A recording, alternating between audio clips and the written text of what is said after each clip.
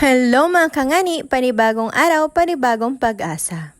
Kaya naman ang aming pag-asa ay hahanapin namin din sa kalaan, charis. Sa akin nga ning pagmamasid ay nakita ko talaga namang madaming bunga ang aming kalamyas. Kaya naman kaysa masira lamang ay di aming aputihin na at sayang naman. Kaya lamang erbia na may napakabilis namang mabulok, kaya naman ay kayo bagay may naisip ko anong mga bagay na pwedeng gawin din sa kalamyas at pwedeng maging preservative para hindi ka agad masira. Comment down below mga kangani kung mayroon kayong mga idea na pwedeng gawin sa kalamyas. Tingnan nyo naman at pati ang kapapaya din ay talaga namang nahihinog na din sa puno.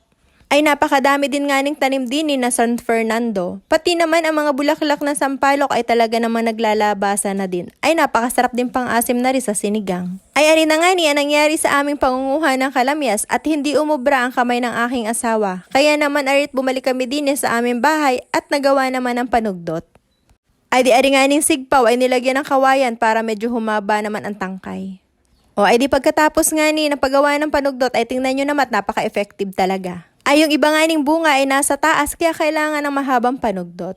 Ay di ari na nga tingnan nyo at marami na naming nakukuha. Ay mapupuno na ata namin ang maliit na timba. Ay di ari nga yung mga kaya namang abutin ng kamay ay di kinukuha na lamang. Hala ay tingnan nyo naman at talaga namang sa puno kahit walang dahon ay may bunga ang kalamyas ay napakagaling. O ari na nga at puno na ang aming lalagyan ay tingnan na sabi ko na at mapupuno talaga. Ay di ari na nga ang lahat na nakuha namin na kalamyas ay nilagay ko nga din sa bilao at pinipilian ko kung ano yung pwedeng gamitin at hindi. At yung iba man din ay meron ng uod at nabubulok na nga sayang naman. Ay napakarami pala ng aming nakuha, tingnan nyo naman. At talaga namang habang nagbo-voice over ka ay talaga namang ako'y nagalaway na din charis. Ay habang pinipilian ko nga niyan ay ninatanggal ko na din yung kanyang ungos at nang mawala na yung tangkay. O meron na baga kayong idea kung ano yung pwedeng gawin din Ay ari nga ay gagawin ko din ng bagoong. Ay oo mga kangani ay bagoong daw man din ay pwede daw aring gawing bagoong ay ngayon ko lang dinalaman. Ay alam ko nga din sa kalamyas ay ari man din ay inabilad. Hatiin mo tapos abilad mo sa araw at na natutuyo ay di pwede na ding pang-asim.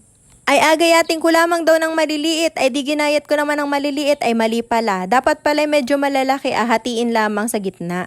Ay pag sobrang dami pala ng gagayatin mo, ay magsusugat ang kamay mo. Kaya naman trinay ko diyang mag-gloves, ay hindi naman pala maobra at hindi pwede. Ay magagayat ay yung gloves at hindi yung kalamyas. Charis.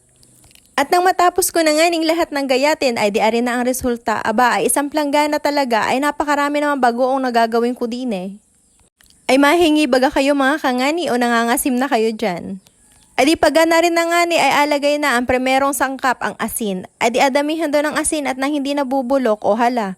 Mamuti ang ibabaw dyan para sa asin, charis. Ay arin na yata ang sagot at makakagaling sa may UTI at napakadaming asin, charis. Ay di pagkatapos nga ilagay ang asin ay halu-haluin daw at na nagmimix yung asin din sa kalamyas. At nang okay na nga ang pagkakahalo ay di kumuha ako ng bote ng mineral at di ko alagay man din para maging preservative. O habang kayo nangangasim mga kangani, baka hindi pa kayo nakafollow sa aking page, ay pakiclick naman ng follow button. Paki-like and share na din ang aking video para mas marami makapanood. At nang matapos na nga ilagay din sa bote ay tingnan nyo naman muntik nang mapuno ang aking isang galon. Ay napakaraming pang-asim na rin ay mangingiluwari ang makain ng sinigang, charis. Kung marami kayong kalamyas dyan mga kangani, itry nyo na din na rin gawin. Ay libre na sa pang-asim. O halanggan din lamang. Salamat sa panonood. Bye!